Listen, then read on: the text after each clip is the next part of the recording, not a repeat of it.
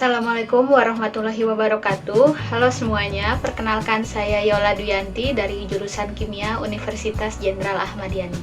Di sini saya akan menjelaskan materi mengenai spektroskopi ultraviolet. Maka dari itu, mari kita simak bersama-sama videonya. Jadi di sini saya akan menjelaskan sedikit materi mengenai elusidasi struktur menggunakan spektroskopi ultraviolet.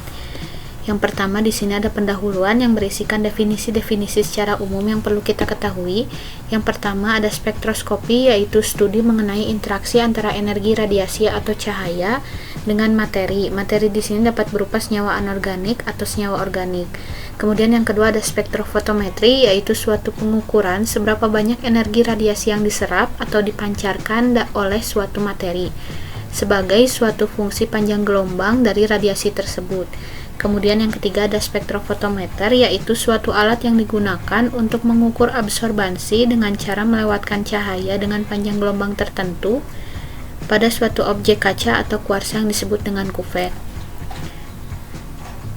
Sinar ultraviolet sendiri terbagi menjadi dua, yaitu ultraviolet jauh dengan rentang panjang gelombang 10-200 nanometer dan ultraviolet dekat dengan rentang panjang gelombang 200-400 nanometer.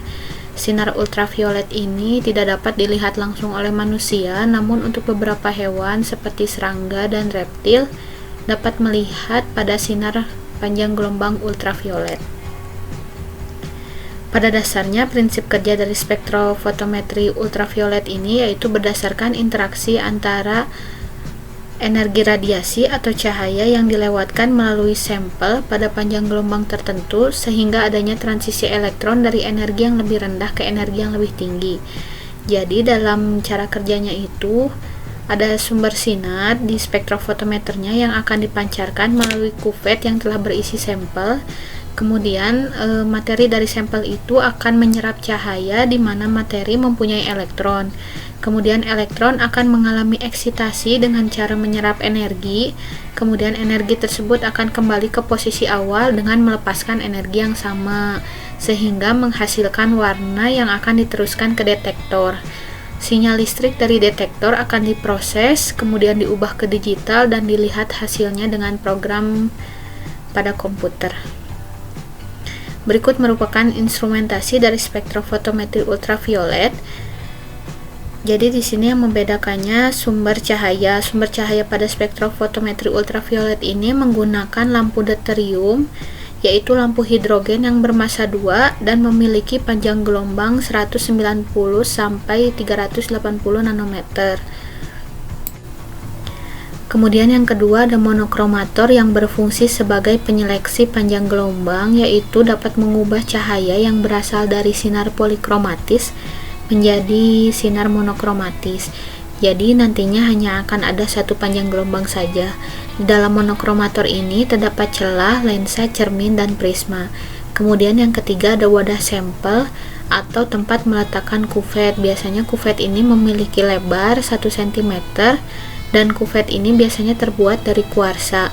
Tebal kuvet tadi berhubungan dengan hukum Lambert-Beer, di mana persamaannya absorbansi sama dengan epsilon dikali tebal kuvet dan konsentrasi. Hal ini karena radiasi itu akan melewati sampel dan panjang lintasannya itu sama dengan tebal kuvet. Kemudian yang keempat ada detektor, yaitu untuk menangkap radiasi cahaya yang diteruskan dari sampel. Kemudian yang kelima ada recorder. Radiasi yang ditangkap oleh detektor tadi kemudian diubah menjadi arus listrik oleh recorder dan terbaca dalam bentuk transmitasi.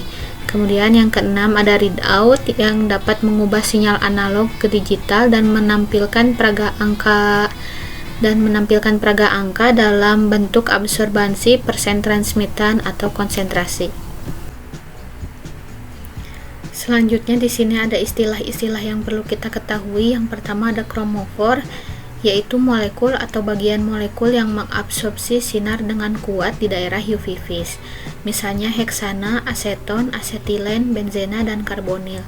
Kemudian yang kedua ada ausokrom, yaitu substituen yang dapat meningkatkan intensitas serapan dan mungkin pada panjang gelombang. Secara umum, gugus ausokrom ini dicirikan oleh adanya pasangan elektron bebas yang terdapat pada gugus yang bersangkutan. Contohnya alkoksi, halogen, atau amino. Kemudian yang ketiga ada batokromik, yaitu geseran atau perubahan lambda max ke arah yang lebih besar. Penyebabnya adalah adanya perubahan struktur seperti adanya pergantian pelarut. Kemudian yang keempat ada hipsokrom, yaitu pergeseran atau perubahan lambda max ke arah yang lebih kecil. Munculnya gejala ini juga sering disebabkan oleh adanya penghilangan ausokrom atau adanya pergantian pelarut. Kemudian di sini ada diagram energi dari orbital. Jadi di situ ada orbital ikatan sigma seperti ini, orbital ikatan pi, dan orbital dari non-bonding.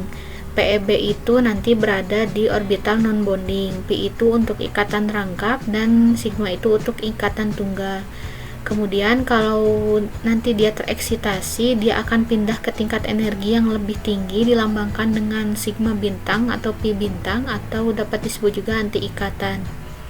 Transisi elektronik ini tergantung dari struktur molekul dari senyawa organiknya. Jadi dalam suatu molekul dapat mengalami transisi elektron yang mudah bila dalam senyawa organik itu terdapat tingkat energi yang tinggi, yaitu ikatan pi. Jadi semakin banyak ikatan pi yang terkonjugasi, makin mudah transisi elektron pi-nya karena perbedaan energi dari keadaan dasar ke tingkat energinya tereksitasi makin kecil. Kemudian di sini ada syarat-syarat dalam pengukuran. Yang pertama, sampel yang digunakan harus dalam bentuk larutan dan tidak berwarna. Jika sampel tersebut berwarna, maka dapat direaksikan dengan reagen yang dapat menghilangkan warnanya.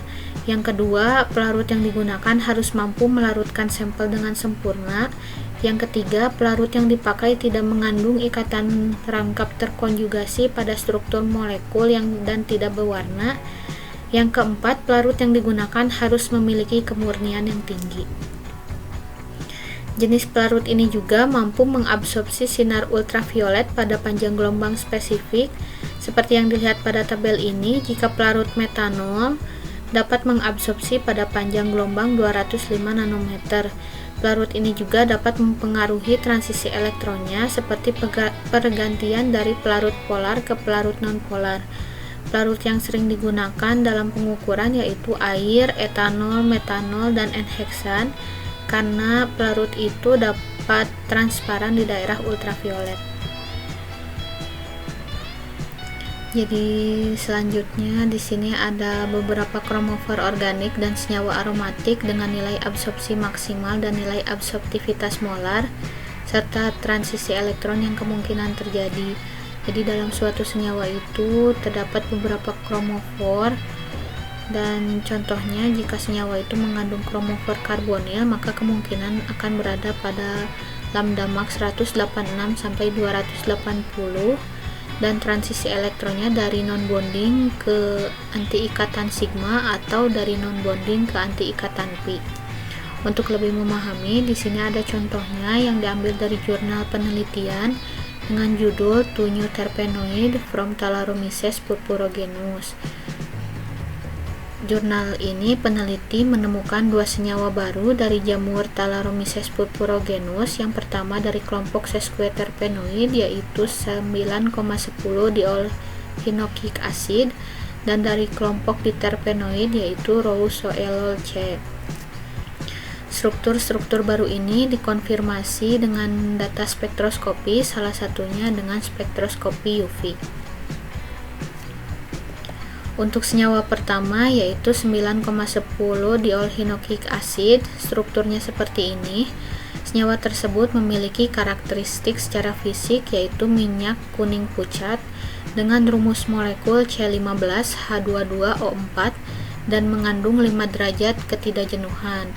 Hasil analisis isolat dalam metanolnya diidentifikasi menggunakan spektrofotometer UV dan memberikan satu puncak serapan seperti berikut. Munculnya serapan maksimum pada panjang gelombang 203,21 nanometer ini diduga diakibatkan oleh adanya transisi elektron yang mungkin terjadi dari pi ke antiikatan pi dan diperkirakan adanya gugus karboksil. Kemudian untuk senyawa kedua yaitu Rousseau C, strukturnya seperti ini. Senyawa kedua ini memiliki karakteristik minyak tidak berwarna dengan rumus molekul C20H28O5 dan mengandung 7 derajat ketidakjenuhan. Pada senyawa yang kedua ini memberikan satu puncak serapan pada panjang gelombang maksimum 224,96 nanometer dan kemungkinan berada pada transisi elektron non-bonding ke antiikatan pi dan menunjukkan adanya kromofor karbonil. Sebelum menutup slide ini, di sini ada beberapa kesimpulan. Yang pertama ada spektroskopi, yaitu studi mengenai interaksi antara energi radiasi atau cahaya dengan materi. Yang kedua, prinsip dari spektrofotometri ultraviolet, yaitu berdasarkan interaksi yang terjadi antara materi dengan energi radiasi pada panjang gelombang tertentu. Yang ketiga, sumber radiasi pada spektrofotometri ultraviolet yaitu lampu deuterium dengan panjang gelombang pada 190 sampai 380 nanometer. Yang ketiga yaitu istilah-istilah pada spektrofotometri ultraviolet, yaitu ada kromofor, ausokrom, botokromik, dan hypsokrom. Yang kelima, struktur-struktur dalam suatu penelitian dapat dikonfirmasi oleh data spektroskopi, salah satunya dengan spektroskopi ultraviolet. Berikut sumber yang digunakan dalam penyusunan materi ini.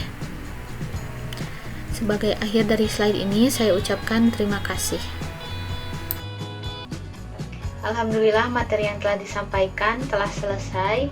Mohon maaf bila ada kesalahan dalam penyampaian atau penjelasannya.